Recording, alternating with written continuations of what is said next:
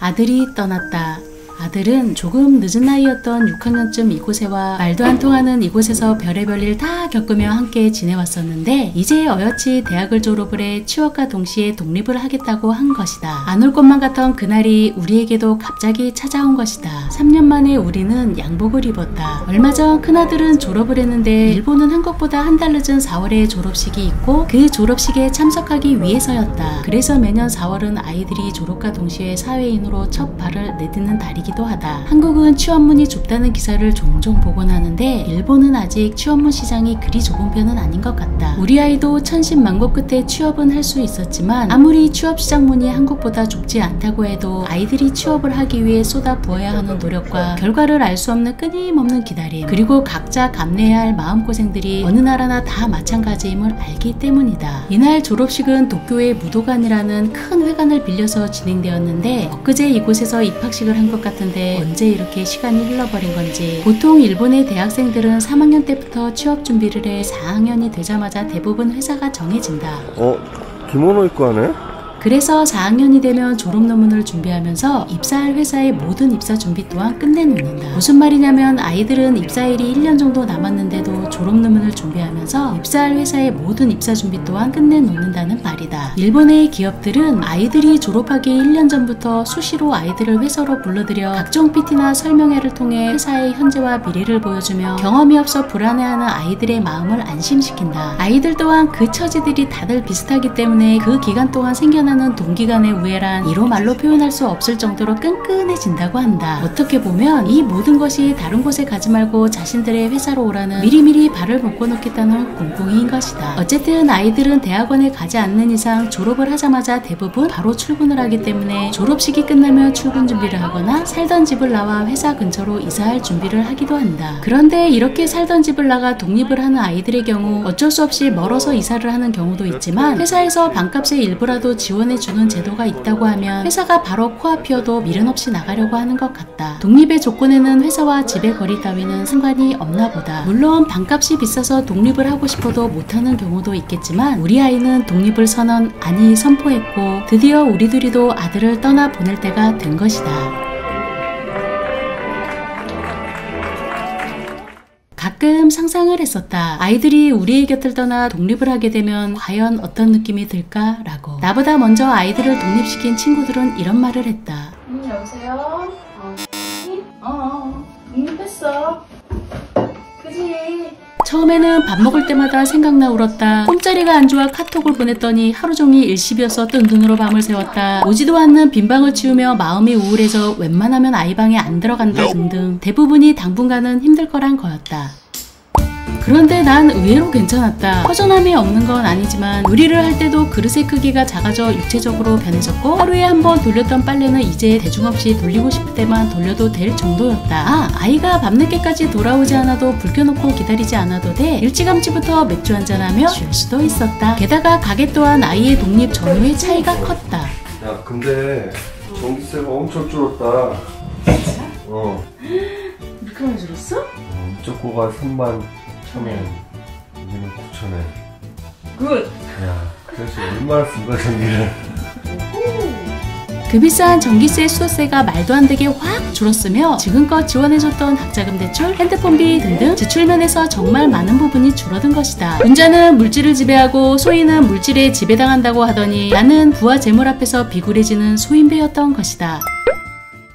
그런데 우리는 나와 달랐나 보다. 아들이 떠난 후 우리는 말수가 많이 줄었다. 한숨을 쉬면 멍하니 있거나 핸드폰만 끄적끄적 낯빛이 많이 어두워졌다. 대체 뭘 보고 있는지는 모르겠지만 때로는 먼 산을 바라보며 알 수 없는 생각에 잠기거나 아무도 없는 아들의 빈방에 들어가는 횟수가 나와는 다르게 잦아졌다. 얼마 전 기사로 읽었던 중년 남성의 우울증이 더 무섭다라는 기사가 떠오르는데 혹시 중년 우울증? 우울증에는 햇빛이 좋다고 하던데 아무래도 밖으로 데리고 나가야 할 것 같다.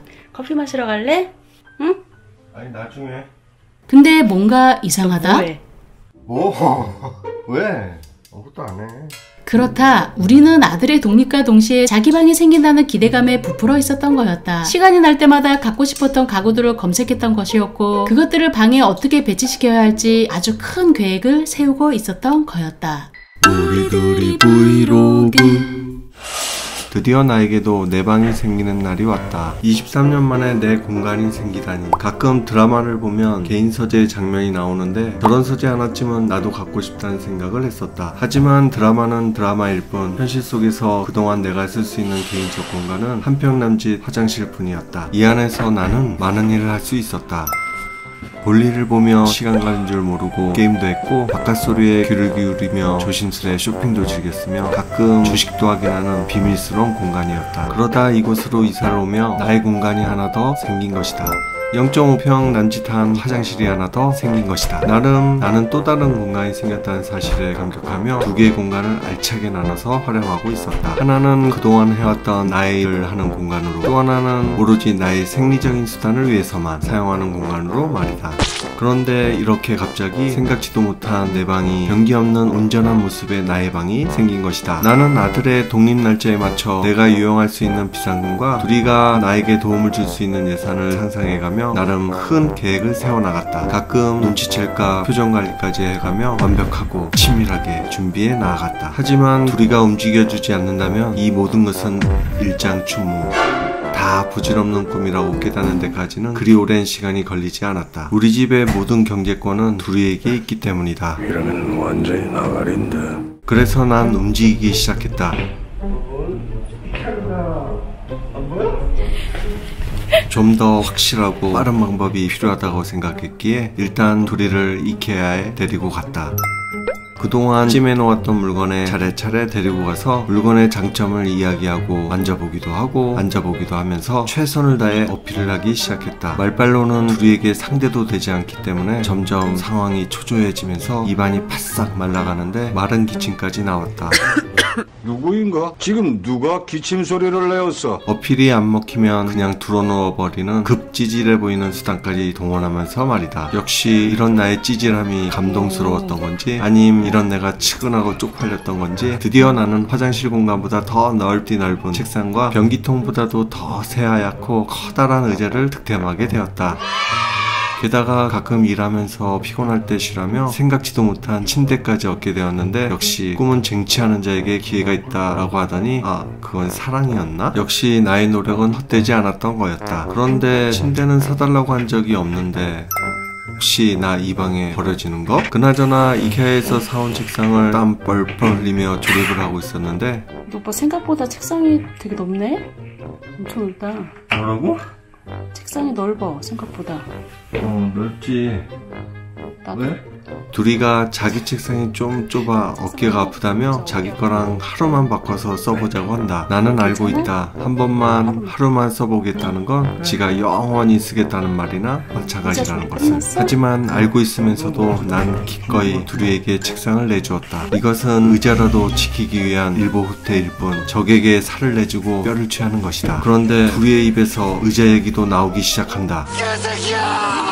여튼 아들의 독립 덕분에 나의 방이 생겼다. 새 책상이면 어떻고 헌 책상이면 어떻냐. 이 몸 하나 편히 쉴 수 있는 곳이 있다면 그걸로 된 거다. 앞으로 일도 열심히 하고 유튜브도 열심히 해서 둘이에게 맥북 하나만 사달라고 졸라야겠다. 그러려면 다음엔 애플 스토어에 데리고 가야 하나?